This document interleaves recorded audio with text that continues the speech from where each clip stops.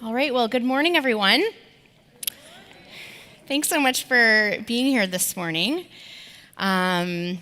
We're into our fourth installment of the Anti-Heroes series today, and I'm really excited to be here, so thanks for having me. My name is Ellen Kelly. I am one of your summer seminarians, and I hail from the east coast of Canada. And I'm actually just about to go into my second year of seminary at Wycliffe College, which is part of the University of Toronto in Canada. And I actually have to admit that I haven't taught in front of a large group like this for a really long time. The last time that I taught in front of a large group would have been in 2016 when I was teaching English in Japan.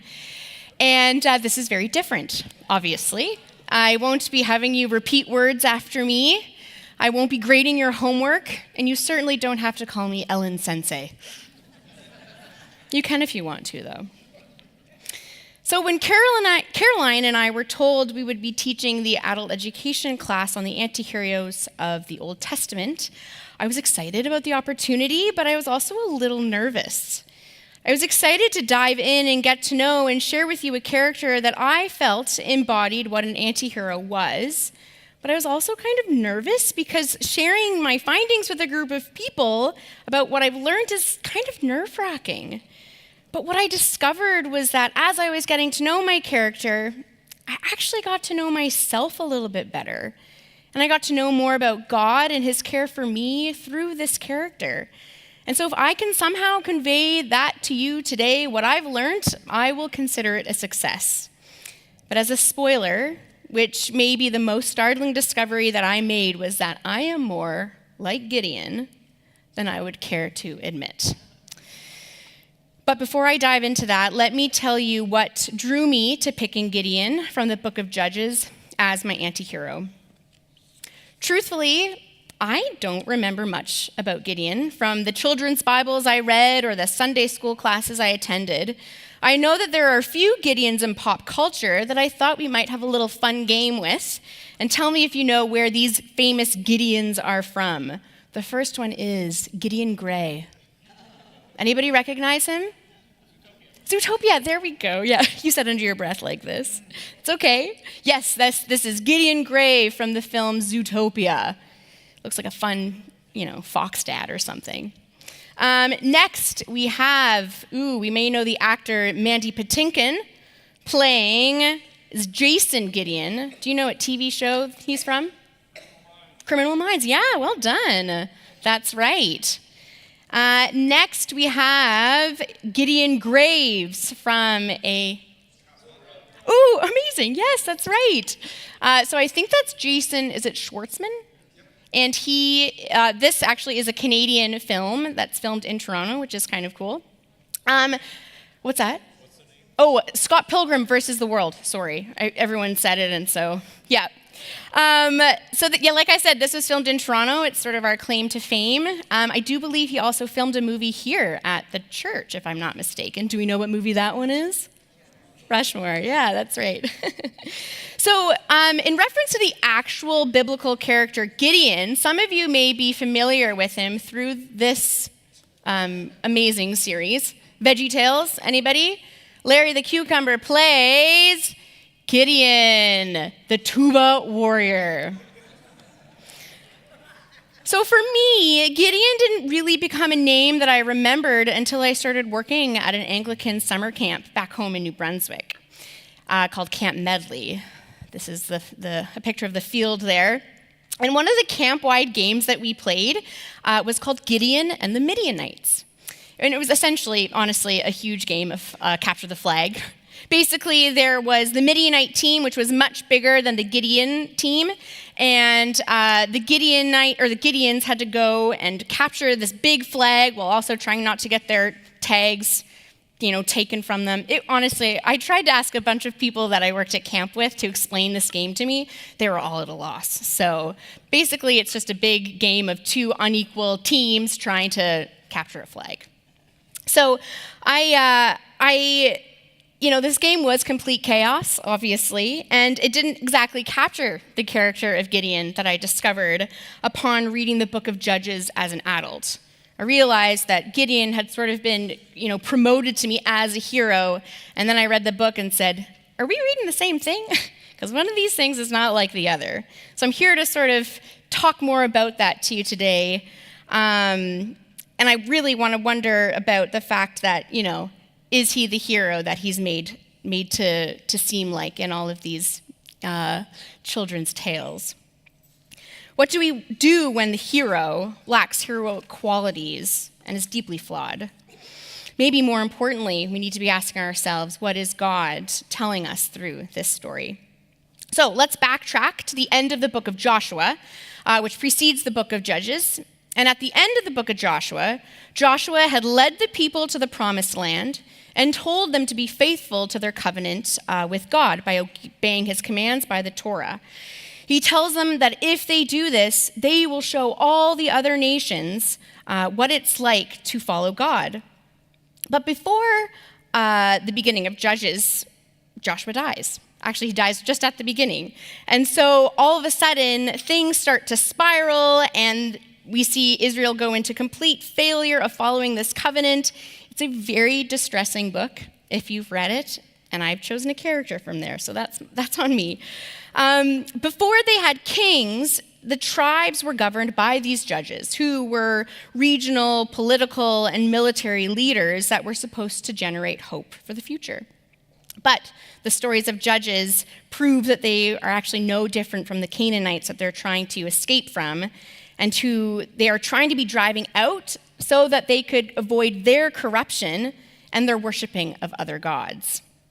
But the book of Judges is known for its repetitive cycle of sinning, just like the Canaanites. So they begin by worshiping other gods, and then they're oppressed by the enemy. Then the Israelites repent towards God, and then God would send them a deliverer to judge and save them, and then there would be a time of rest, and then it all happens all over again. We see this happen 6 times in the book of Judges. When will they learn their lesson? So our story spans from Judges 6 to 8 and begins with the Israelites being given into the hands of the Midianites by the Lord. The Israelites had just last been judged by Deborah, but they are now beginning the cycle again, and they're worshiping other gods, and they've forgotten that it was God who loved and cared for them. The Midianites were known to steal their crops, and the Israelites were forced to take refuge in hills and caves, and it seemed like Israel was on the brink of extinction. And at this point in the story, the Israelites, who had been without crops for 7 years, are so poor that they cry out for the Lord for help. But their cry, it's actually utilitarian, and it fails to realize the cause of their distress, their lack of faith and idol worship. But even so, God appears to Gideon by the way of a messenger. And he tells him that he will free the Israelites from the hands of the Midianites, but he's going to do it with Gideon's help.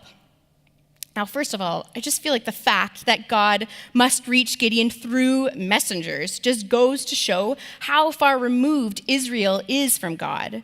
On one hand, it's just sad news because it shows that they're so far removed that this was the only way he could get to them. But we also see just how gracious God is because it shows that he will do anything to save his people and that the method will be done in a way that they can see him. And I don't know about you, but that truly is comforting to me. God speaks to us in many ways and through many people, and I wonder what it would be like if we recognized that more. It's like when someone pays you a compliment and you just brush it off. You say, oh no. But what if that's a way of God actually trying to reach you, of trying to hold you up through somebody else? Just some food for thought. Anyways, back to Gideon. The messenger tells Gideon that God wants to use him to help free the Israelites from the Midianites. But Gideon doesn't believe him and questions where God has been and who this God claims to be. God has always been described to him as God of Abraham, Isaac, and Jacob, the God whose profound nature and commitment to his people does not change. But Gideon here questions the nature of God by saying, honestly, kind of comically, but sir, if the Lord is with us, why has all this happened to us? Where are all his wonders that his father told us about when they said, 'Did not the Lord bring us up out of Egypt?' But now the Lord has abandoned us and put us into the hand of Midian." Gideon is blaming God for this. But Gideon starts accusing God of not really being with him or his people in their misery without taking a moment to realize that God is actually with him right then and now. A sense of entitlement, maybe, creeps in as Gideon gets angry at God for not helping them sooner, like he did with Moses during the Exodus. He doesn't seem to realize that Israel has mutual obligations that they haven't been keeping up with. In this moment, it is ironic that Gideon accuses God of abandoning Israel when it is Israel who chose to walk away from God. On the plus side, it seems that there is some awareness of Israel's history being passed down from generation to generation, but we see through Gideon's understanding of God that he should be like a tribal God who should be with his tribe regardless of their actions and can be discarded for another God if it seems good in Israel's eyes. There is evident misunderstanding of who God is, and there's lingering doubt about this faith handed down. So God says to him, "Go in strength. Go in the strength you have and save Israel out of Midian's hands. Am I not sending you?" "But Lord," Gideon asked, "how can I save Israel? My clan is the weakest in Manasseh, and I am the least in my family." The Lord answered, "I will be with you, and you will strike down all the Midianites together." Go in the strength you have. The ambiguity of this command deserves some thought, I think.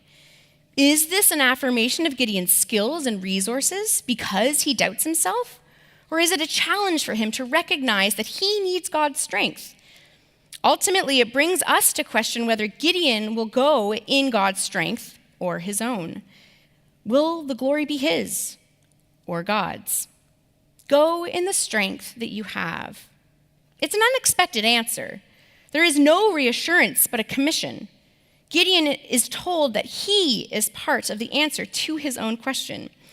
God will not endow Gideon with additional strength or skills, but he will work alongside him to restore God's presence in Israel. But, still doubtful of God's presence, Gideon asks God to prove himself. So Gideon says, "If I now have found favor in your eyes, give me a sign that it is really you talking to me. Please do not go away until I come back and bring my offering and set it before you." Gideon's doubts are obviously different from the doubts that Moses had in Exodus. Moses doubted himself and his own ability, his speech, whether others would listen to him, and whether he was really up for the job. And Gideon, in contrast, he doubts God. Is God really who he says he is? Is he really with Israel? Will he deliver? Does he really have power? Well, God then provides, through the angel of the Lord, a sign that it is really God talking to him. The angel puts to flame the meat and unleavened bread that Gideon offered with the tip of his staff, and then he disappears. Gideon realizes he has seen the angel of the Lord, and he builds an altar to honor him. Gideon has taken a small step of faith and has finally seen the works of the God of Moses. Gideon wants proof to assuage his doubt because his struggle with faith, a theme that is reoccurring. Now, meanwhile, the dreaded Midianite army starts to join forces with the Amalekites and other eastern peoples in preparation for battle against Israel. The Spirit of the Lord then comes upon Gideon, who summons other tribes to follow him. But Gideon faces yet another moment of doubt.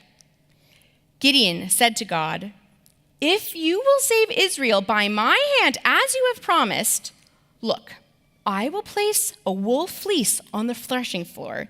He places it there. "If there is dew only on the fleece and all the ground is dry, then I will know that you will save Israel by my hand, as you have said." And that is what happened. Now, we have all been there before, haven't we? We've all done that thing where you open up the Bible at a random page and you stick your finger on it and you see what what passage you've landed on, and it's either exactly what you needed to hear in that moment, or you've landed on like a genealogy in Genesis. And you think, okay, I'm just going to try it again. Maybe then God will provide an answer for me. Well, this is essentially exactly what Gideon did. So he then decides that he's going to reason with God, because he realizes that reason is part of the problem. Reason, again, hampers Gideon as he realizes that the test he had set out was somewhat dim-witted. A fleece could naturally have retained the damp long after the ground had dried out, right? So he asks him to do it again, but this time reversed. Then Gideon said to the Lord, "Do not be angry with me. Let me make just one more request. Allow me one more test with the fleece. This time, make the fleece dry and the ground covered with dew." And that night, God did just that. Only the fleece was dry, and all the ground was covered with dew. God is patiently reshaping Gideon's view of God and his imagination for what God can do by showing patience and grace for Gideon's foibles and responding to Gideon's doubts in a way, again, that Gideon can understand. We see Gideon's temptation to reduce faith to reason, and together with it, to reduce God's presence and covenantal partnership to the performance of marvelous works. Now the story continues, and Gideon gathers around 30,000 soldiers to fight the Midianites. But guess what? God tells Gideon that is too many soldiers and that he needs to whittle down the army. Okay, so Gideon addresses the crowd and simply says, "Anyone who trembles with fear may turn back and leave Mount Gilead." And approximately 22,000 soldiers left. However, God told Gideon that there's still too many people. And he said to whittle it down even more.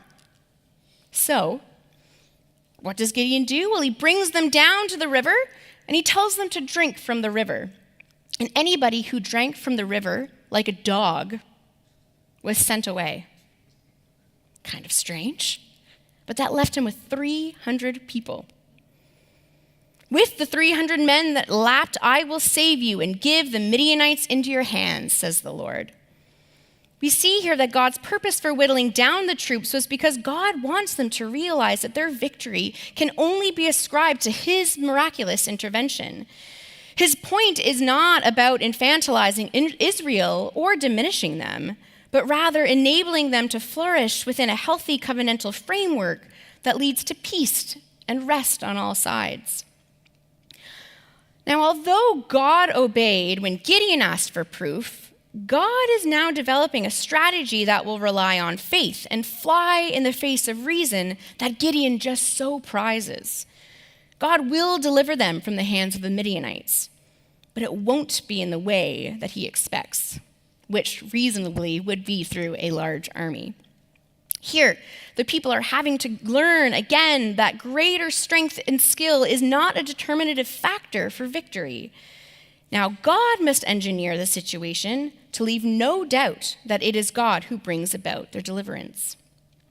But sensing Gideon's doubt, as God always does, he instructs Gideon to go in the middle of the night and eavesdrop on a conversation in the Midianite camp.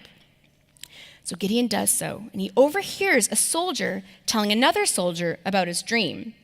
And the dream is essentially about a large loaf of bread that rolls into the Midianite camp and rolls over the bunch of tents and just completely destroys it. The other soldier hears that and says, "Oh, that's definitely because Gideon is going to come and destroy us all." And Gideon is so excited about having overheard this that he rushes back to the camp, suddenly ready and inflated and ready to kind of take charge of this battle. And he goes to his warriors, all 300 of them, and gives them trumpets and clay jars. And he says, "Let's go to the camp right now and go into battle." And so they get to the edge of the camp, they blow their trumpets, they smash their clays of jars, and the Midianites just lose their minds. They wake up out of their slumber, afraid that they're being attacked, and in the darkness of it all, they run into each other, end up killing each other, and fleeing on their way out. The Midianites didn't do anything. They didn't kill anybody. They simply had this wild idea coming from Gideon, and they ended up beating the Midianites.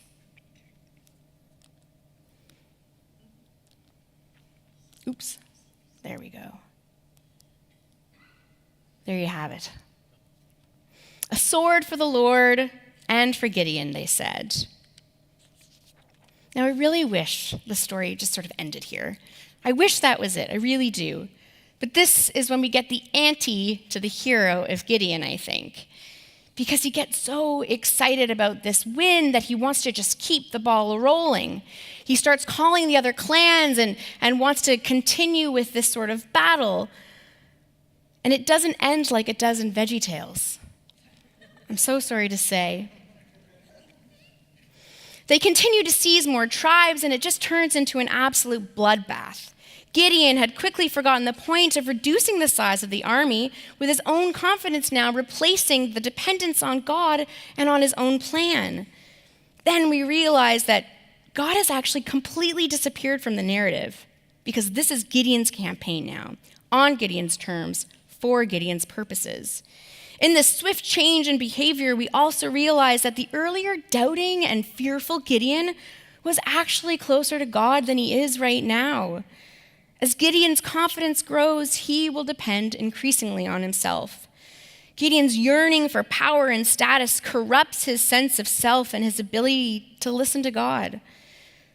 What had started as a holy war of liberation has quickly degenerated into a bloodbath and the pursuit of a personal feud, together with the accruing of personal power and riches. The picture of Gideon's quick journey to abusing power problematizes war and leadership by showing the inability of human beings to keep to the boundaries set by God and their ability to confuse their own wishes with those of God. These interwoven narratives chronicle Gideon's tendency for anger and revenge and his increasingly self-interested actions. However, despite all of this, and after the battle, God still gives the land rest for 40 years. Gideon is asked to rule over the Israelites, but Gideon says, "I will not rule over you, nor will my son rule over you. The Lord will rule over you." And we see that God's faithfulness nevertheless shines through.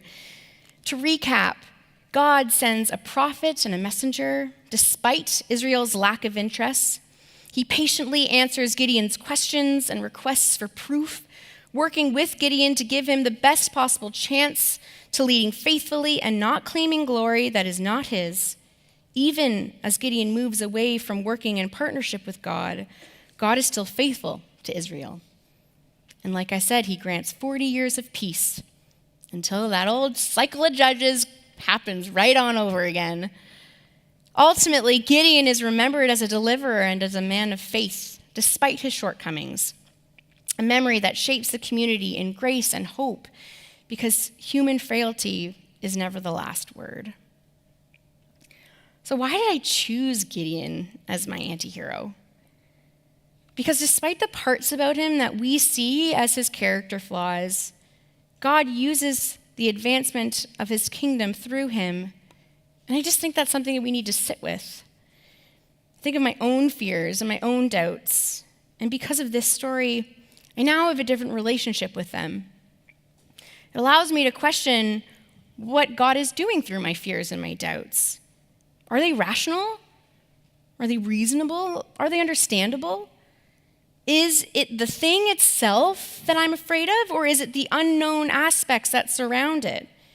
Do I trust God to see me through my difficulties? And what about the doubt that I feel? I don't know about you, but when I doubt myself, it's because I don't think I'm capable. I imagine myself doing something hard, and I doubt my abilities. I question everything. But when I remind myself that God is with me, it changes what my goal is. Knowing God is with me means that if I fail, at least I'm not alone, and that God probably has something else for me. But if I succeed, the glory goes to him, and I'm being rewarded for my obedience. But we also see that questioning and doubting like Gideon did are all part of our journey. Gideon was closest to God when he questioned and doubted him. Surely it's the same for us. Actually, when I was living in Japan, I actually had a really big crisis of faith. Similar to Gideon and his ancestors, I believed God was real because of my family values and because of my upbringing in a Christian household. But I hadn't had an encounter with God that really convicted me of a personal relationship with the Lord. I didn't see this, honestly, as a problem at all until I had a boyfriend who asked me, "How do you know God's real?" back in high school. Having never questioned it, I didn't have an answer. But ever since he asked me that question, I started thinking about that a lot. How do I know God is real? And I struggled identifying how I knew. Even though I knew, I couldn't reason with it. I could always kind of piggyback the faith off of others until I actually moved abroad, and I had to claim my faith as my own because, well, all of a sudden I was in Japan and there's no church there that I could go to. I couldn't rely on those Sunday obligations, and I just had to work on my faith with God in the desert. The question was I going to seek out God, or was I going to blame the demise of my faith in a foreign country and the lack of church community for it? Like Gideon, I started questioning God, and I wasn't afraid to ask him about it. I think I know you're real, God, but where are you in my life? Prove to me that this isn't all in my head. Prove to me that you exist. Prove to me that what my parents believe and what they've taught me to believe is the answer to life. Prove to me that you are real, because it's the only thing I can hold on to right now. And it was like as soon as I genuinely asked the question and sought, God showed me what I needed to see. And oddly enough, it was through nature. It was through the 4 seasons in Japan of just the stunning place that all of a sudden I started to see God. The amount of rainbows that I saw was incredible. Hard not to see that as a sign. And it was like I started seeing myself in God's story and not God in my story. And this is what made Gideon a compelling character for me, because his story is often told in such a way that he is the real hero. It's easy to see God as a character in Gideon's story, when really, Gideon is a character in God's story. And perhaps that's the most important takeaway. We are all characters in God's story. And because of that, he responds to us like he did with Gideon, with grace, patience, and peace. We're all working through our fears and doubts, which was handed to us in the form of an apple by a snake in the Garden of Eden. It can be easy to get hungry for more power like Gideon did after he beat the Midianites. He was on an all-time high. When you're on a roll and you feel the joy of success, why wouldn't you want more? But what we learn from Gideon is if we don't attribute our successes to God's grace, then we become like Gideon and lose sight of the task at hand. If we don't give thanks for these gifts, if we don't pay tribute and honor to the one who sacrificed it all for us, we fall back into harmful patterns, and that can have a lasting impact on not just ourselves, but others too. Perhaps the most comforting message here is that we see that God can do anything with what he's got. We heed this as a warning of what happens when a generation does not come to know God. But we take comfort in knowing that God can take a small army and defeat a large one. God enters into our lives in our doubts, fears, insecurities, and he uses them to glorify him. Now, it seems paradoxical to us, but that just goes to show that in God, all things are possible. because human frailty is never the last word.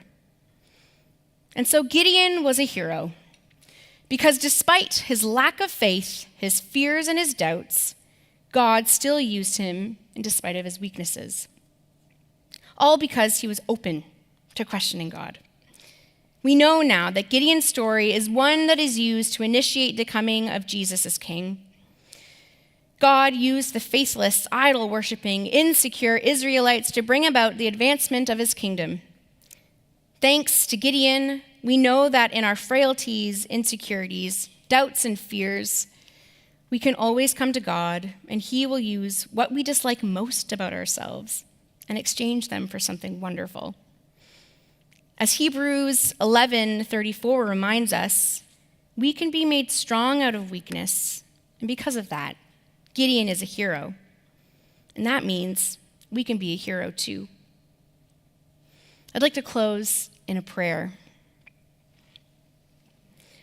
Dear God, we ask for the grace to believe in what we could be and what we could do if we only allowed you, our loving Creator, to continue to create, to guide us, and to shape us.